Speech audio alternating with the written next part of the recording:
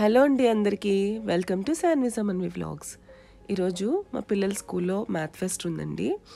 So పేరెంట్స్ని కూడా invite చేశారు. చూద్దామని చెప్పేసి వెళ్ళాను అనమాట. Model School KPHP branch. Today I am going to tell about types of fraction. Proper fraction, the numerator is less than the denominator.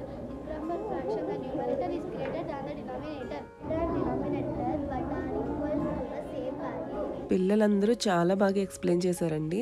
But video lengthy అయిపోతుందని చెప్పి నేను అందరివీ యాడ్ చేయలేదు. అండ్ ఇక్కడ నా ఫ్రెండ్ కనిపించిందండి. I'm so happy.